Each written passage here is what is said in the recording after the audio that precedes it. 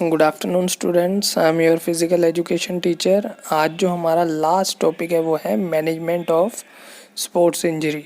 तो चलिए स्टार्ट करते हैं। सबसे पहले अगर हम मैनेजमेंट की बात करें तो हमारे को बेसिक नॉलेज होना फर्स्ट एड की बहुत ज़रूरी है। उसके बाद इमीडिएट जो हम फर्स्ट एड दे सकते हैं उसके बारे में हमें पता होना चाहिए। अगर हमारे पास फर्स्ट एड नहीं है तो कैसे हम स्पोर्ट्स पर्सन को कंफर्टेबल पोजीशन में रख सकते हैं। अगर उसको इंजरी आ गई है तो उस चीज़ का हमको पता होना चाहिए। अब जो सबसे पहले हमारी इंजरी थी वो थी कंट्यूजन इंजरी। कंट्यूजन इंजरी में क्या करना है, हमारे को हाफ एन आवर में आइसिंग करनी है। क्लियर। आइसिंग के साथ जो होगा हमारा क्या है कि स्वेलिंग में फ़र्क पड़ेगा। ठीक है, और ये डेली करना है 5 से 6 बार। उसके बाद स्वेलिंग जो है आपकी कम होती जाएगी। क्लियर। और इसकी रिहैबिलिटेशन एक्सरसाइजेज के लिए हमारे को फ्लेक्सिबिलिटी की एक्सरसाइजेज करनी है रिहैबिलिटेशन के लिए, ताकि हमारे को रीगेन हो सके उसकी जो एक्चुअल स्ट्रेंथ थी, एक्चुअल फ्लेक्सिबिलिटी थी, मोबिलिटी थी। उसके बाद जो सेकंड है हमारे पास स्ट्रेन में हमको क्या करना है, जो बॉडी पार्ट जहाँ पर स्ट्रेन हुआ है उसको कंफर्टेबल पोजीशन में रखना है।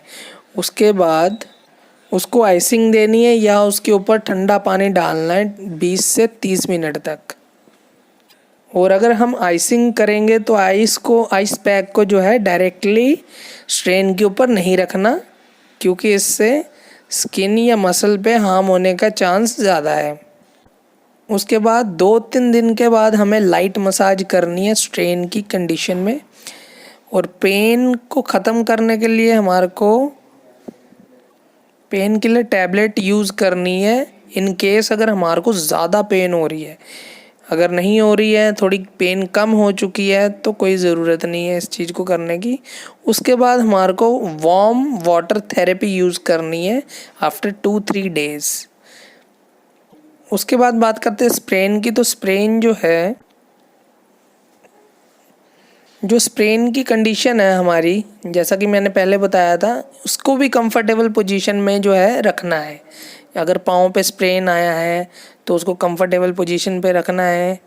ठीक है। उसके बाद कोल्ड प्रेशर देना है, जैसे कि कोल्ड थेरेपी थी, आइसिंग करनी है या ठंडा पानी डालना है 10 से 20 मिनट तक कंटिन्यूसली 6 से 7 बार या 8 बार आप डाल सकते हो दिन में। उसके बाद सेम प्रिकॉशन, अगर ज़्यादा पेन हो रही है तो आपको पेन किलर लेना है। उसके बाद वार्म वाटर थेरेपी करनी है 2 से 3 दिन, लाइट मसाज करनी है उसके ऊपर, और उसको रैप कर लेना गर्म पट्टी के साथ। ठीक है, 8 टाइप बैंडेज के साथ हमारे को रैप कर लेना है। उसके बाद जो नेक्स्ट इंजरी है हमारे पास एबर्शन, रगड़ लगना। अगर रगड़ लग रही है skin, upper layer of skin के ऊपर रगड़ लगी हुई है, अगर ब्लड आता है तो ब्लड को साफ़ करना है, ड्रेसिंग करनी है उसकी, और एंटी टेटनस का इंजेक्शन लगाना है। ठीक है। उसके बाद पेन किलर, अगर इन केस आपको ज़्यादा पेन हो रही है तो पेन किलर ले सकते हो आप। उसके बाद जो हाइड्रोजन है, हाइड्रोजन से या एंटीसेप्टिक लिक्विड से आपको वॉश करनी है इंजरी। अब बात करते हैं फ्रैक्चर की। तो फ्रैक्चर में हमारे पास है कुछ पॉइंट्स हैं जिसमें बताया गया है कि अगर फ्रैक्चर हो रहा है तो उसको जेंटली चेक करना है कि फ्रैक्चर कहाँ की साइड को है, कैसा है, मेजर है या माइनर है। उसको जेंटली टच करके आप चेक कर सकते हो। अगर ज़्यादा है तो उसको मूव नहीं करना।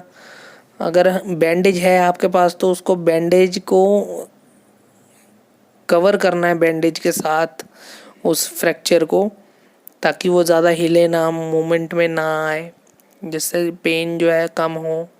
कंफर्टेबल पोजीशन में उसको रखना है। अगर हमारा फ्रैक्चर जो है वो कंपाउंड फ्रैक्चर है, जैसा कि हमने पढ़ा था हड्डी बाहर आ गई है, तो उस मोमेंट में हमारे को वॉश नहीं करना है। छिले हुए पे जहाँ से हड्डी बाहर आई है उस एरिया को वॉश नहीं करना है, और ड्राई बैंडेज यूज़ करनी है हमारे को। उस जगह को ड्राई करना है और ड्राई बैंडेज यूज़ करनी है। कुछ स्पेशल टाइप से बैंडेज है जैसा कि आपकी स्क्रीन पे पिक्चर दिखाई दे रही होगी, ऐसे आपको बैंडेज करनी है। उसके बाद है डिसलोकेशन हमारे पास। तो डिसलोकेशन में हमारे को इमोबिलिटी करनी है लिम्ब की या उस बॉडी पार्ट की जहाँ से डिसलोकेशन हुई है। जैसा कि शोल्डर हमने बात की थी, जॉइंट के ऊपर से डिसलोकेशन होगी। तो जो है जॉइंट जो है, सपोज करो अगर आपका शोल्डर निकल गया है, शोल्डर डिसलोकेट हो गया है, तो आपको ऐसी कंफर्टेबल पोजीशन में रैप करना है या बैंडेज करनी है जिससे कि वो हिले ना, बहुत कम मूवमेंट हो। ओके, उसके बाद एडजस्ट करना है, किसी भी एडजस्ट कर सकते हो आप किसी की भी सपोर्ट से, या कोई कपड़ा हो या कोई बैंडेज हो, ताकि जो है मूवमेंट ना हो। और डॉक्टर के पास जब उसको लेकर जाना है हमने, तो स्ट्रेचर कोशिश करनी है कि स्ट्रेचर के ऊपर लेकर जाएं, ज़्यादा से ज़्यादा मूवमेंट अवॉइड करें। मैनेजमेंट में था इतना ही। अब नेक्स्ट चैप्टर जो है हमारा, उसके लिए हम पढ़ेंगे। Thank you.